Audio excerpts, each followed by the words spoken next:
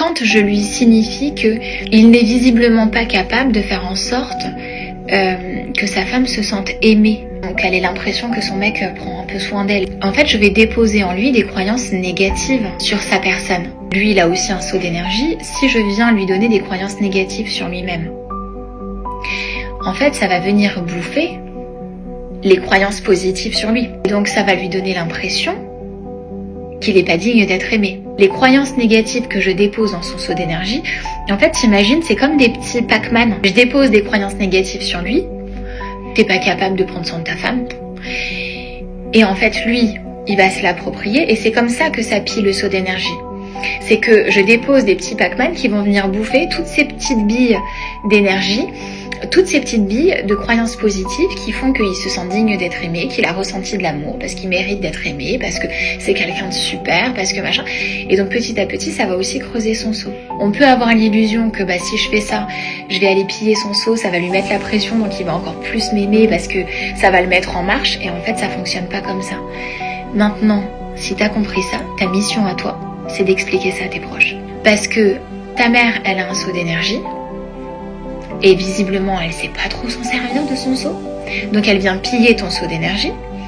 Toi, ton seau d'énergie, t'essayes de faire en sorte que tu gères bien tes billes de croyances positives sur ta personne. Maman, je t'aime, mais c'est pas à moi de venir en fait te donner de mon seau vers ton seau. Je peux remplir ton seau d'énergie, tu peux remplir mon seau d'énergie, mais ne viens pas me voler.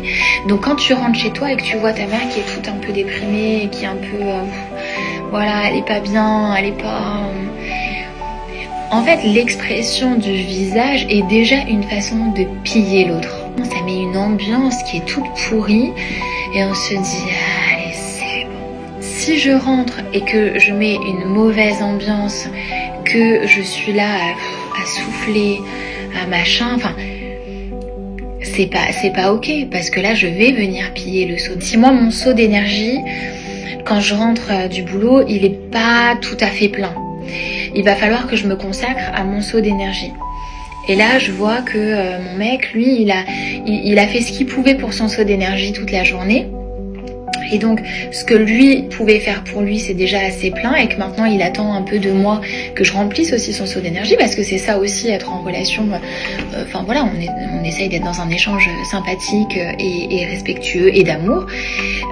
Donc, on va attendre quand même un petit peu que l'autre vienne remplir notre seau d'énergie avec notre langage d'amour, etc.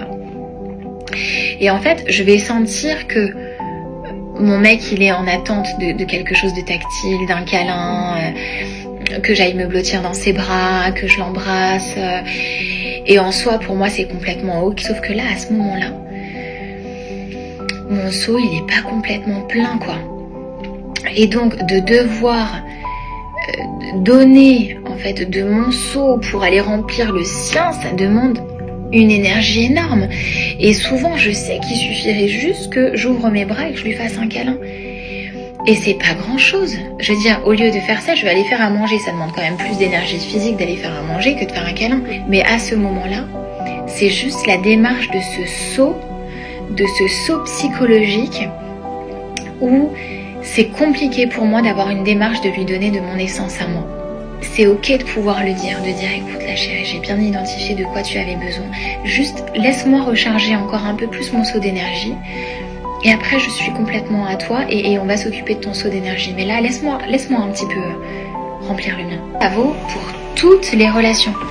Il y a 3 challenges. En fait, c'est de comprendre ça, d'en parler à l'autre, d'en parler dans toutes tes relations et de le mettre en place. Just do it.